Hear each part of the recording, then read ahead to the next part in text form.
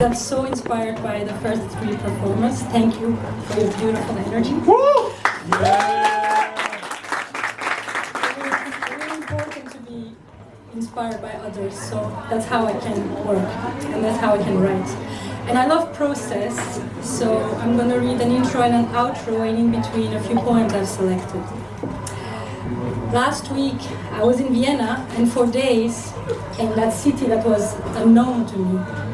I was thinking, trying to create a frame for the poems I wanted to share with you tonight. A failure that turned into fear until I saw her. In the cafe where we were absorbing local Viennese life, she was sitting at the table next to mine. In her oversized white fur coat, short platinum hair, dressing her perfectly made-up face.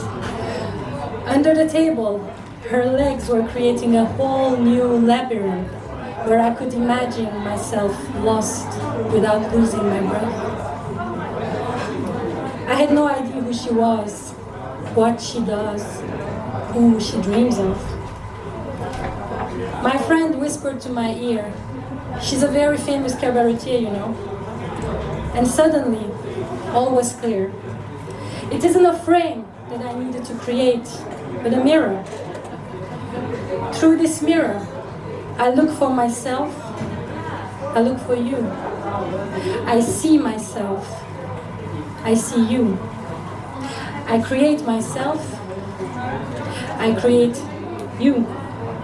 Double, multiple, endless reflections of my own imagination, of my reality.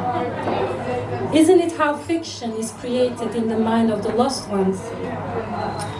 So here are some poems and some poetic reflections, I want to call them. The first one is a poem I wrote years ago, inspired by a book by Fatima El-Tayeb called European Others, Queering Ethnicity in Post-National Europe. It's an academic book, and you might be surprised at how an academic work can inspire to write poetry. But in this book I saw myself because she talks about these European others, those people that Europe, Western Europe, never accepts as European. And I'm the daughter of Turkish immigrants, so that book really moved me. And this is called Frozen in Migration.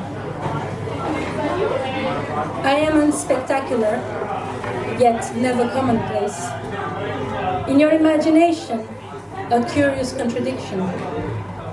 I'm not transient for your convenience. In your education, not even a mention. I'm suspended in time with no accent, except in your perception, always under dominion. At no time curious, consistently suspicious, you stow me into a place of your own comfort. You not noticing I have been here for 6 decades does not make me invisible. I will generate my own journey above your vocabulary, remain in existence, not just an appendix of your imagined curriculum.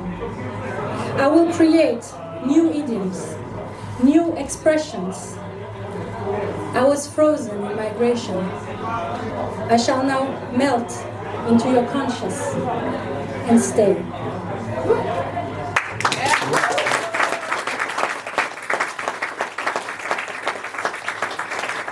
This next one is a reflection on texting. Writing a text that will never be answered. Deep down, you know, the response will be silence. Yet, you write it and you send it out there to this person you love, into the void, maybe your own. They will read it, make it their own, and choose to ignore it, to ignore you.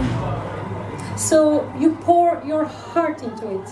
You have no other choice. You do the gesture, weighing each word, typing them on your phone. Every word you write matters. You reread 1,000 times your spilled out heart over and over. You put your finger on that blue little arrow. It is gone. It is no longer yours. Congratulations. You just wrote a piece of fiction.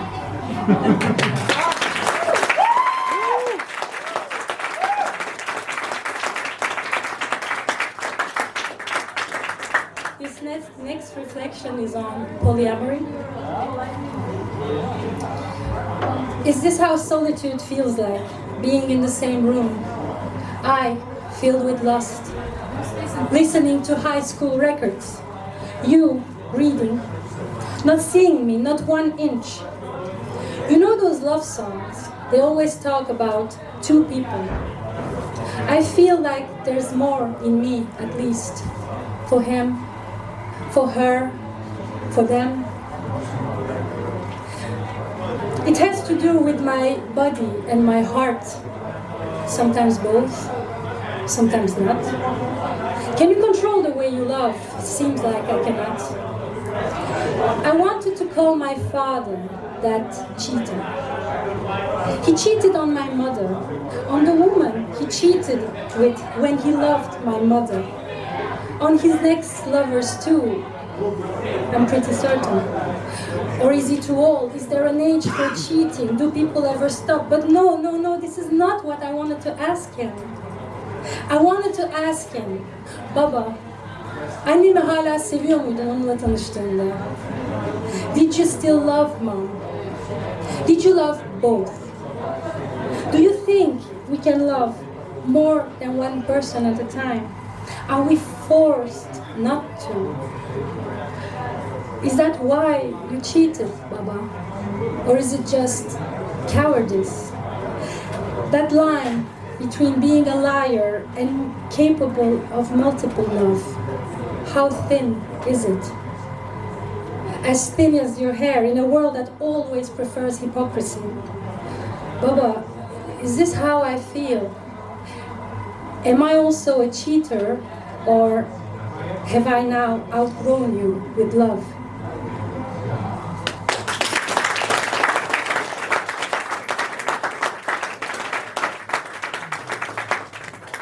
This poem is for a phoenix. I have a scar, she said. Don't we all do, I thought. It was on her breast. Reconstructed, she added. Aren't we all? I exhaled. I did not dare ask her, can I touch it, caress it, kiss it? I just wanted to suck her pain away. I wanted her to know she is beauty. She is mercy. She is loved.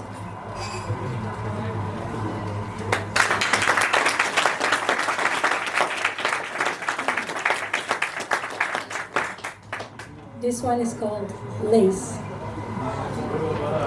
Wrap your wounds in lace.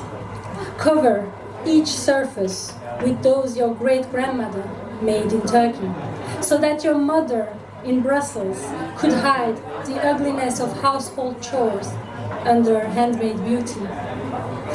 A reminiscence of home ate up each piece of machinery.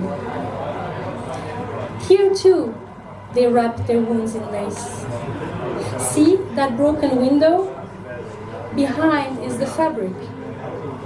In this former mining town, their great-grandmothers too were weaving lace just like yours. The hardship of women's hands, on each thread a hidden story. They were never wet, these little napkins, those dirty curtains. Still today, we all wrap our wounds in lace.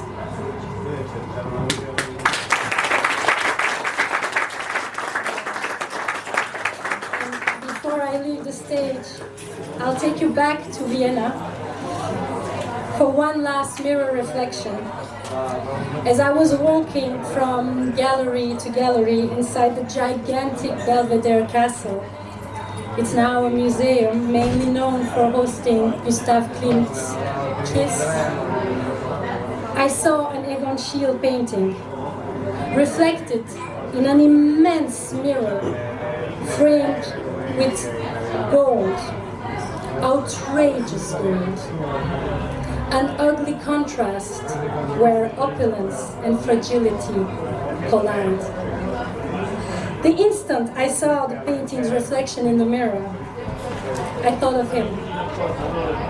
His initial reads, Y.I. I looked into the mirror. It doesn't matter how far. I shall always recognize you in every single reflection.